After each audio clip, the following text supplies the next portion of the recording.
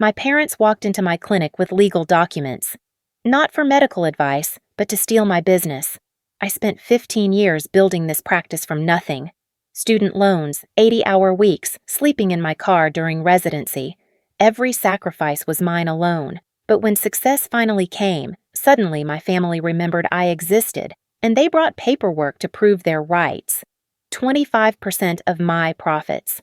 For my sister, who'd never worked a day in healthcare. But I had prepared for this moment. Clause 4.3 would change everything. Growing up, the Rodriguez family looked perfect from the outside.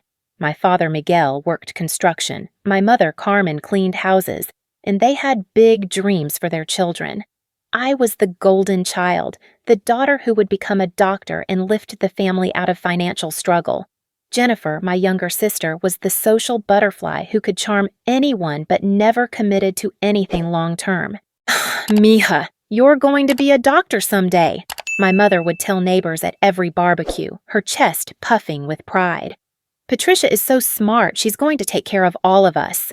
The neighbors would nod approvingly, and I'd smile, feeling the weight of their expectations settle on my shoulders like a heavy blanket.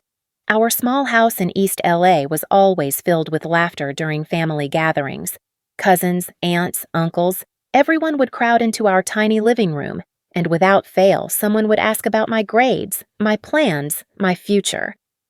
When you're a rich doctor, don't forget about us, Uncle Carlos would joke, but his eyes weren't entirely joking. Jennifer would roll her eyes during these conversations.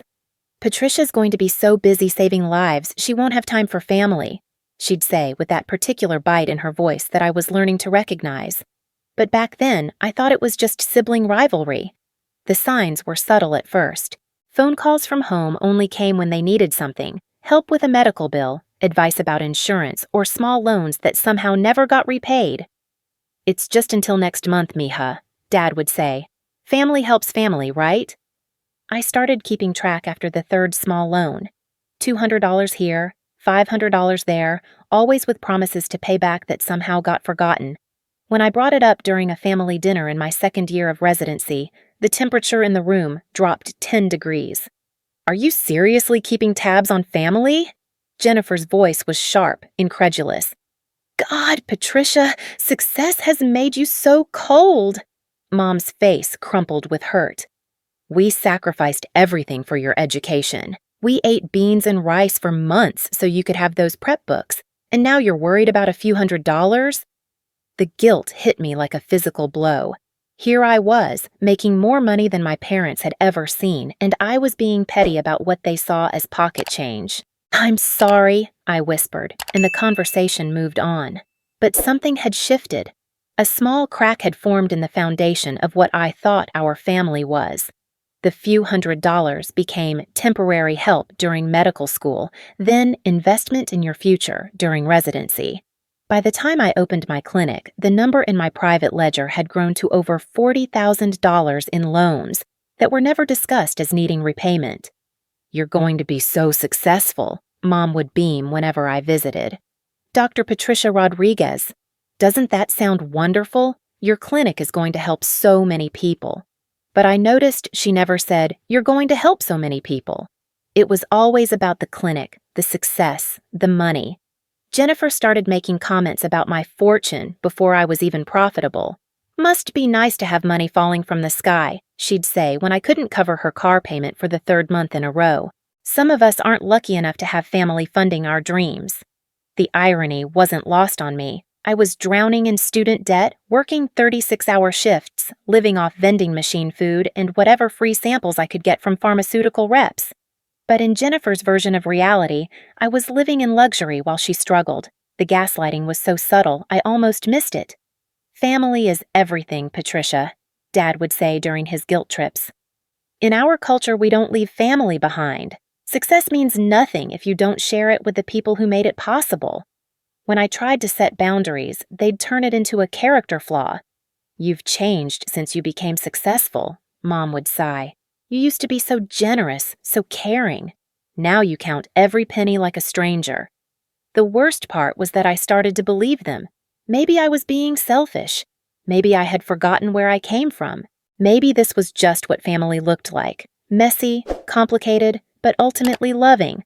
During my third year of private practice, the pressure intensified. Family gatherings became strategy sessions where everyone had opinions about our clinic. Uncle Carlos suggested I hire Jennifer as a manager. She's family. She'll look out for your interests better than some stranger. Aunt Rosa thought I should expand to include cosmetic procedures. That's where the real money is, mija. The possessive pronouns started appearing more frequently. How's our clinic doing? When are we going to expand? Have you thought about what we could do with the extra space? I'd correct them gently at first. It's my clinic, actually. But the corrections were met with hurt looks and lectures about family solidarity. Don't be like that, Patricia, Jennifer would say. We're all so proud of what you've accomplished. We just want to be part of your success story. But I was starting to realize that they didn't want to be part of my success. They wanted to own it. The transformation was gradual but undeniable. I went from being the beloved daughter to being the family ATM. Every family crisis became my responsibility to solve. Jennifer's car broke down? Patricia should handle it. Dad needed dental work? Patricia's clinic connections could get a discount. Mom wanted to visit her sister in Mexico? Patricia could afford the plane ticket. When I hesitated or asked for repayment schedules, I became the villain. We raised you, became their favorite weapon. Everything you are is because of what we gave you. The triangulation was masterful. They'd pit me against Jennifer constantly. Your sister never asks for anything. Mom would sigh when I questioned a particularly large request. She knows how hard we work. She appreciates family values. Or they'd flip it. Jennifer thinks you've gotten too big for your britches, Dad would report.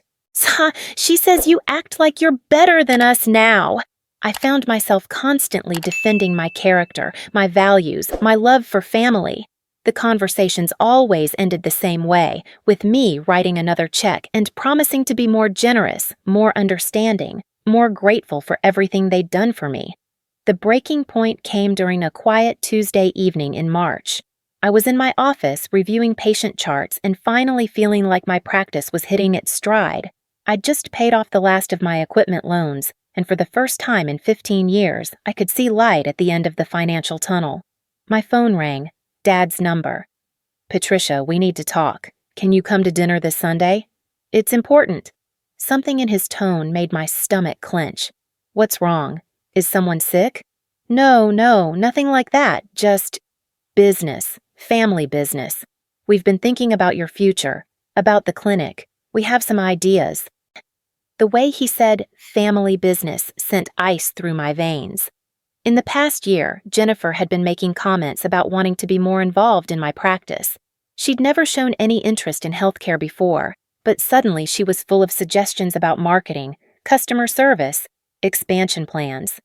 I don't need help with the clinic, Dad. It's doing well. That's exactly why we need to talk. Success like yours, it shouldn't be wasted. There are opportunities, investments, ways to make it even better. For all of us. All of us. There it was again. Dad, Sunday at 6. Don't disappoint your mother. The line went dead, and I stared at my phone, my hands shaking slightly. 15 years of sacrifice, of building something from nothing, and they saw it as a family asset to be managed and distributed. I spent the next 4 days in a haze of anxiety and anger. Sleep became impossible. I'd lie awake running through scenarios, trying to prepare for whatever they had planned. But nothing could have prepared me for what actually happened. Sunday arrived gray and drizzling, matching my mood perfectly. I drove to my childhood home, my briefcase in the passenger seat containing documents I hoped I'd never need to use. The same briefcase that had carried me through medical school, residency, and the early days of my practice. The house looked smaller than I remembered, but the smell was exactly the same. My mother's cooking, my father's cologne, and something else I couldn't identify. Tension, maybe. Expectation. Jennifer's car was in the driveway, which surprised me.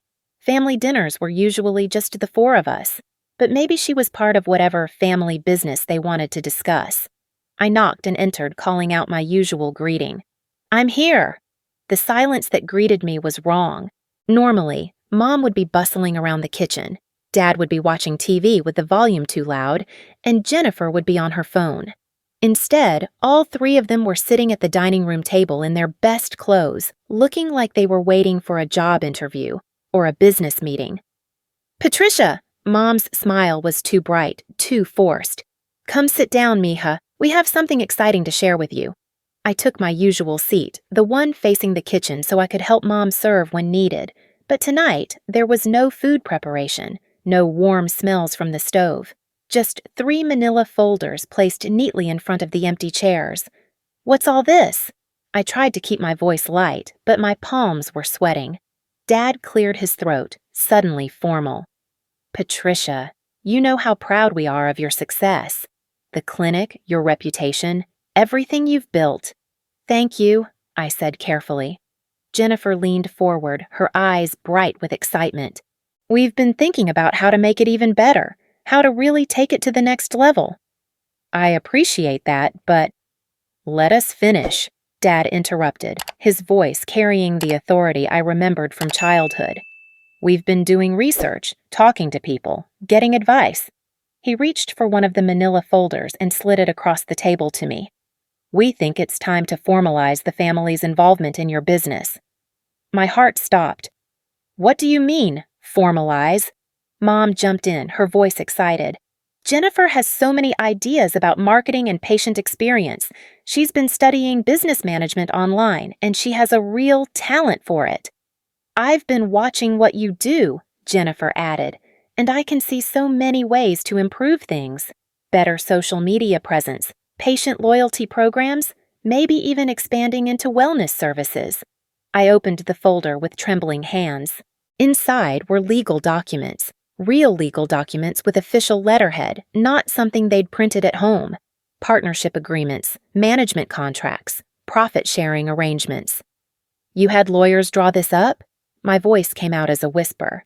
"Of course," Dad said proudly. "This is serious business. Family business."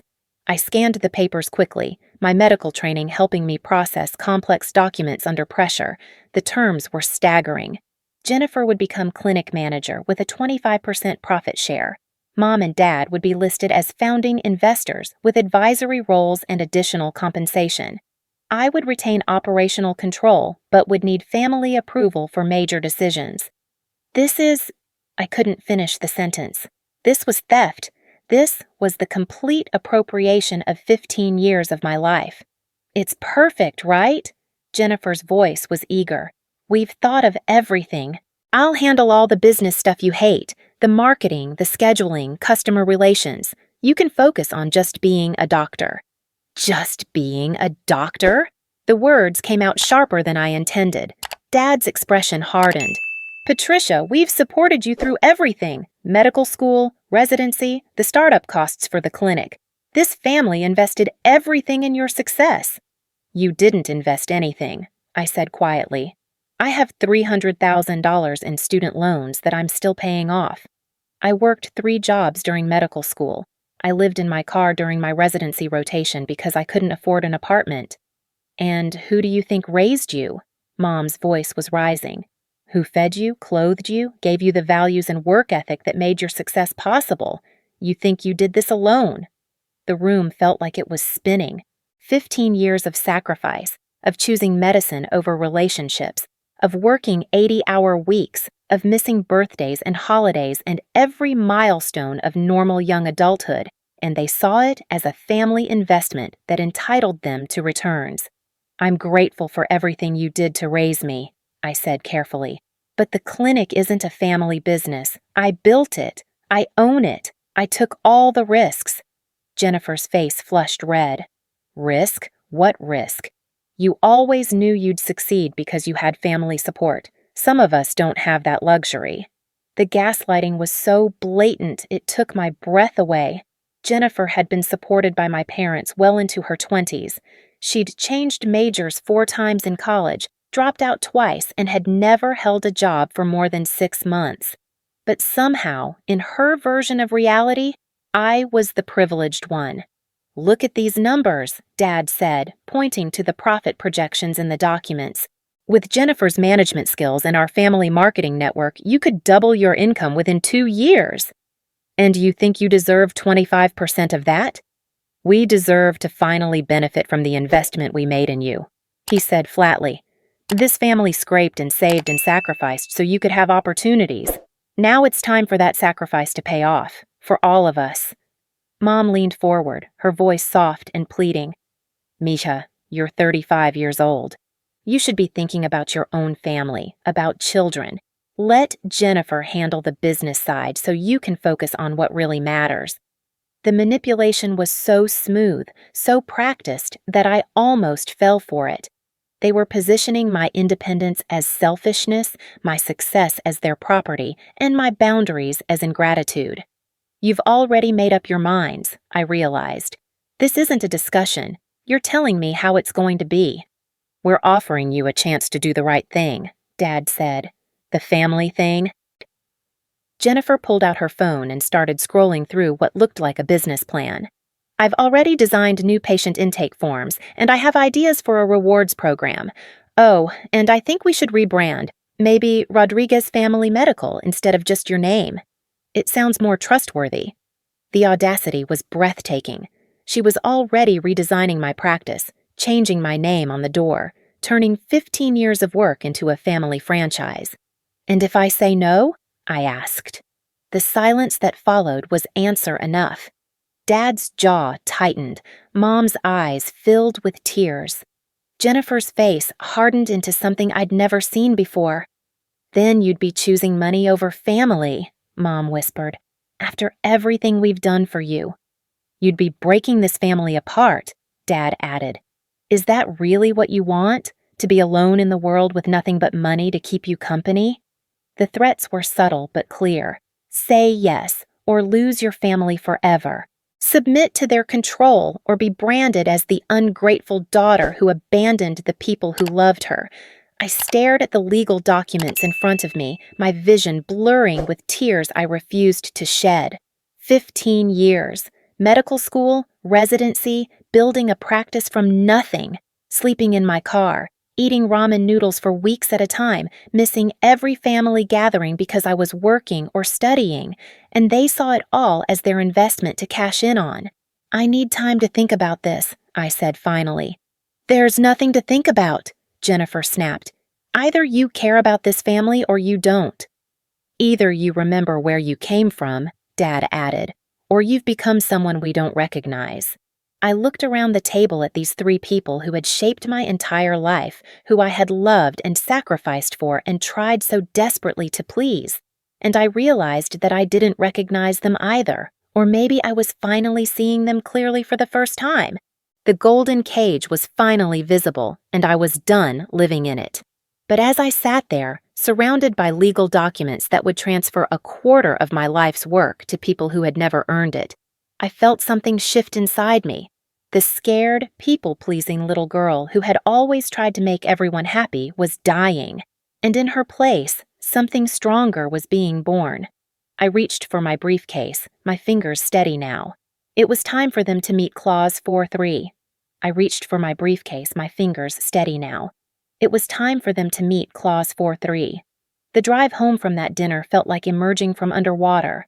For the first time in years, I could think clearly.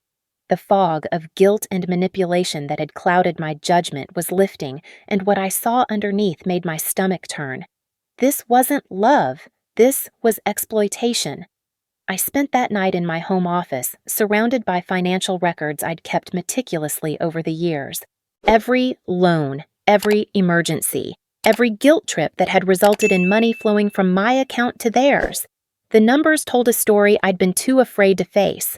$47,000. That's what they owed me in direct loans over the past 12 years, but it was more than that. I calculated the missed opportunities, the equipment upgrades I'd delayed, the marketing budget I'd skipped, the office improvements I'd postponed because family emergencies always took priority. The real cost was closer to $80,000 when I factored in lost revenue and compound interest. I pulled up my laptop and started researching. Financial abuse, family exploitation, narcissistic family systems. The articles I found read like the story of my life, describing patterns I'd lived but never had words for. The golden child who becomes the family cash cow, the scapegoating when they resist, the gaslighting that makes them question their own reality, the love bombing followed by punishment cycles designed to maintain control. By 3 a.m., I was crying, not from sadness, but from relief. I wasn't crazy. I wasn't selfish. I wasn't ungrateful.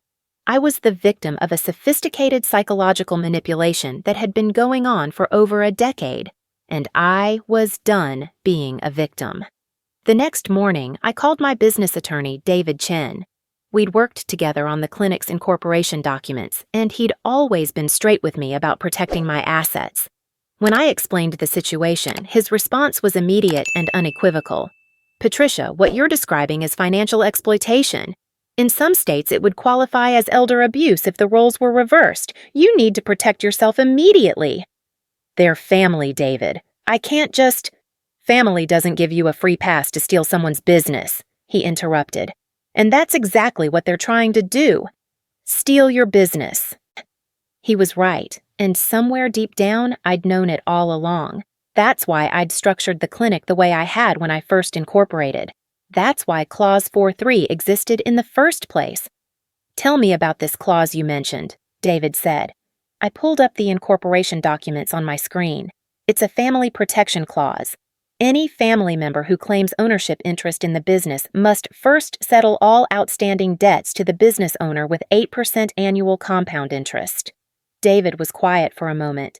"You put this in from the beginning?" 3 years ago, actually. After the 5th time my dad asked me to co-sign a loan for Jennifer and I realized I needed legal protection. Brilliant. Absolutely brilliant. Do you have documentation of all the loans? Every single one? Bank transfers, check copies, text messages requesting money, emails promising repayment. Patricia, you've just solved your own problem. They can't claim any ownership until they pay you back. With interest. And based on what you've told me, that's going to be a substantial amount. I felt a smile creep across my face for the first time in days. "David, can you calculate the exact amount they'd owe under Clause 4.3? Send me the documentation. I'll have a full accounting by tomorrow." When the numbers came back, I actually laughed out loud. $47,000 in principal loans plus 8% compound interest over varying time periods totaled $68,440. Add in the late fees specified in my business protection clauses, which applied since none of the loans had been repaid within the agreed time frames, and the total jumped to $71,891. They wanted 25% of my business? They'd have to pay me almost $72,000 first. I spent the next week preparing. David helped me draft formal demand letters for loan repayment. I organized every piece of financial documentation. I researched family business law and partnership agreements until I could recite the relevant statutes from memory. But most importantly, I worked on myself. I called my therapist, Dr. Sarah Martinez, and booked an emergency session. "I've been enabling financial abuse for over a decade," I told her bluntly, "and I need to understand how I got here so I can make sure it never happens again." Dr. Martinez helped me trace the patterns back to childhood. The parentification, being made responsible for family emotional and financial stability from a young age. The conditional love, affection tied to my achievements and ability to provide for others. The role as family savior. My success being framed as the solution to everyone else's problems. Patricia, what you're describing is textbook narcissistic family dynamics. You've been assigned the role of golden child, but only as long as you produce resources for the family system. The moment you set boundaries, you become the scapegoat. It all made sense. The pattern of love bombing when they needed something, followed by withdrawal and punishment when I hesitated. The way my accomplishments were always reframed as family achievements, the guilt and obligation used to maintain control. "I need to break this cycle," I said, "not just for me, but because I can't keep enabling their dysfunction." Setting boundaries with family can be one of the hardest things you'll ever do, Dr. Martinez warned. They're going to escalate their behavior before they accept the new reality. Are you prepared for that? I thought about the legal documents sitting on my dining room table, the carefully planned meeting where they'd tried to steal my business while making me feel grateful for the opportunity. I'm prepared. The confrontation came sooner than expected. Jennifer showed up at my clinic on Thursday afternoon, walking into my office like she already owned the place. "We need to talk," she announced, settling into the chair across from my desk without invitation. "About what?" "About Sunday. About your attitude.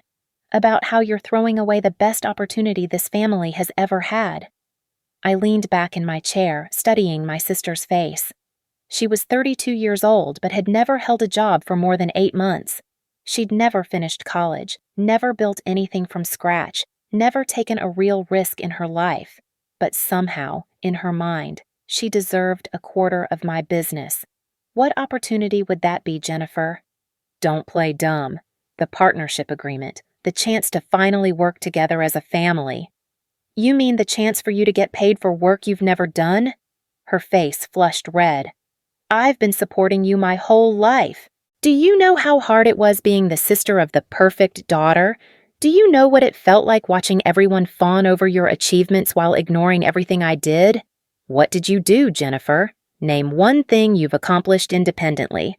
I supported you. I listened when you complained about medical school. I celebrated your successes even when it killed me inside. I put my own dreams on hold so this family could focus on yours.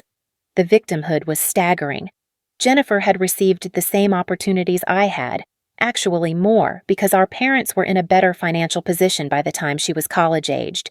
But every failure, every incomplete project, every abandoned goal was somehow my fault for existing. What dreams did you put on hold? I asked quietly. That's not the point. The point is that families support each other, and now it's time for you to support me. I have supported you. I've given this family over $47,000 in loans that were never repaid. Those weren't loans, they were gifts. Family helps family. Actually, Jennifer, they were loans. I have documentation proving that. And according to my business structure, any family member claiming ownership interest has to settle their debts first. Her confident expression flickered. What are you talking about? I pulled out a copy of the debt calculation David had prepared. You personally owe me $18,000 in direct loans plus interest. Mom and Dad owe $53,891. The total family debt is $71,891. Jennifer stared at the paper like it was written in a foreign language. This is ridiculous. You can't charge family interest. I can, and I did. It's all perfectly legal and documented. Mom and Dad will never agree to this. Then they can't claim ownership of my business. It's really that simple. Jennifer stood up abruptly, her chair scraping against the floor. You've changed, Patricia. You've become someone I don't recognize. Good, I said calmly. The person you used to know was a pushover who let her family steal from her for over a decade. I like this new version better. She stormed out, and I knew the real war was about to begin. They tried everything over the next 2 weeks. Dad showed up at the clinic during business hours, causing a scene in the waiting room about ungrateful children until I had to call security. Mom sent a barrage of texts about how I was destroying the family and choosing money over love. The extended family got involved. Suddenly, cousins I hadn't heard from in years were calling to tell me how disappointed they were in my selfishness. Aunts were posting passive-aggressive Facebook statuses about children who forget their roots. Uncle Carlos cornered me at the grocery store to lecture me about family values. The flying monkeys, that's what Dr. Martinez called them. People recruited to enforce the family narrative and pressure me back into compliance. But the most telling moment came when Jennifer posted on social media about family members who think success makes them better than everyone else. The post got dozens of supportive comments from friends and relatives, all agreeing that I'd become arrogant and cold. None of them knew the full story, of course. They just knew the version Jennifer had crafted, the successful sister who'd forgotten her humble roots and was refusing to help her struggling family. The narrative was so compelling that I almost believed it myself. Maybe I was being too harsh. Maybe family was more important than money. Maybe I should just sign the papers and keep the peace. Then David called with an update that changed everything. Patricia, I did some additional research into your family's financial situation. You need to know something. What? Your parents aren't struggling financially. They own their house free and clear. It's worth about $400,000. Your father has a pension from the union that pays more than you think. And Jennifer? She's been getting unemployment benefits while telling you she can't find work, but she's also been doing freelance social media management under a different name. The betrayal cut deeper than anything they'd done before. They weren't a struggling family who needed my help. They were opportunists who saw my success as their retirement plan. There's more, David continued. I found incorporation documents for Rodriguez Family Enterprises filed 3 months ago. Jennifer is listed as CEO, your parents as founding partners. They've been planning this takeover for months. The premeditation was staggering. This wasn't a spur-of-the-moment request for help. This was a calculated business plan to extract maximum value from my work. I sat in my office that evening, looking out at the clinic I'd built from nothing. Every piece of equipment, every staff member, every patient relationship, it was all mine. I'd earned it through sacrifice and determination and 15 years of relentless work, and I was finally ready to fight for it. The second confrontation happened on my terms. I invited them to the clinic on a Saturday morning when no patients were around. I wanted home field advantage for what was about to happen. They arrived together, dressed formally again, carrying new copies of the partnership documents. They thought they were coming to my surrender. Instead, they were walking into their reckoning. Patricia, we're glad you came to your senses, Dad said as they settled into the conference room chairs. Family should always come first. We know this was hard for you, Mom added. Change is always difficult, but you'll see. This is going to be wonderful for everyone. Jennifer was already eyeing the office space, probably planning her redecorating. I've been thinking about the patient flow, she said. We could definitely optimize the layout to see more people per day. I opened my briefcase and pulled out a thick folder. Before we discuss any partnerships, there's something we need to address. What now? Dad's tone was impatient. Clause 4.3 of my business incorporation documents. Any family member claiming ownership interest must first settle all outstanding debts to the business owner. I slid copies of the debt calculation across the table. You owe me $71,891 in principal, interest, and late fees for loans dating back 12 years. Dad barely glanced at the papers. This is ridiculous, Patricia. You can't charge family interest on gifts. They weren't gifts. I have documentation proving they were loans with promised repayment dates. I opened my laptop and projected the first email onto the conference room screen. It was from Dad 3 years earlier. Patricia, can you loan me $2,500 for car repairs? I'll pay you back next month when my pension check comes in. Then another. Mija, just $800 to help with groceries until payday. I promise to pay you back this Friday. And another. Emergency at the house. Need $200 for plumber. Will repay you as soon as insurance processes the claim. None of them had ever been repaid. None of them had even been mentioned again after the initial request. These were family emergencies, Mom protested. You can't expect us to treat family help like a business transaction. But you're asking me to treat my business like a family asset, I replied. You can't have it both ways. Jennifer's face was pale as she scanned the debt calculation. There's no way we owe this much money. Actually, Jennifer, this is conservative. I didn't include the money I spent on family emergencies that weren't technically loans. The Christmas gifts, the vacation contributions, the times I paid for family dinners. This is just the money you explicitly promised to repay. Dad stood up abruptly. This is blackmail. No, Dad, this is business. You brought legal documents to dinner demanding ownership of my company. I'm simply showing you what that ownership would cost. We raised you. Mom's voice was rising. We fed you, clothed you, gave you everything. That should count for something. It does count for something. It counts for my love and gratitude, but it doesn't count for ownership of my business. The room fell silent except for the hum of the air conditioning. For 15 years, this conversation had been hanging over us, unspoken, but always present. The fundamental question of whether my success belonged to me or to them. Jennifer broke the silence. What if we pay you back in installments? Say $500 a month? I did the math quickly. At $500 a month, it would take you 12 years to pay off what you owe, plus interest on the remaining balance. That's insane, Dad said. What's insane is demanding 25% ownership of a business when you owe the owner $72,000. They tried negotiating. They tried guilt. They tried anger. They tried tears. But the numbers didn't lie, and the legal documents I'd prepared were ironclad. Finally, Dad gathered up the partnership papers with shaking hands. You're choosing money over family. No, I said quietly. You chose money over family when you decided my business was your retirement plan.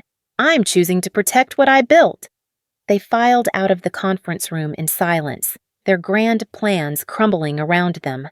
At the door, Mom turned back with tears in her eyes. We love you, Patricia, even if you don't love us anymore. The manipulation attempt was so obvious, so calculated, that I almost laughed. I do love you, Mom, but I love myself too, and I'm not going to set myself on fire to keep you warm anymore. After they left, I sat alone in my clinic, surrounded by the silence of a Saturday morning. For the first time in my adult life, I felt truly free. The fallout was swift and brutal. Within a week, half the extended family had cut contact with me. Social media posts painted me as the villain who'd chosen greed over family loyalty. Jennifer started a whisper campaign about my mental health issues and how success had made me paranoid and cruel. But something unexpected happened too. Patients started coming forward with their own stories of family financial abuse. Staff members shared their experiences with boundary setting and toxic relatives. Dr. Martinez told me she was seeing a surge in clients dealing with similar family dynamics. I wasn't alone. The epidemic of family exploitation was bigger than I'd realized, and my stand was inspiring others to examine their own situations. 6 months later, my practice was thriving more than ever. Without the constant drain of family emergencies, I was able to invest in new equipment, hire additional staff, and expand my services. The patient experience improved dramatically, and word-of-mouth referrals doubled.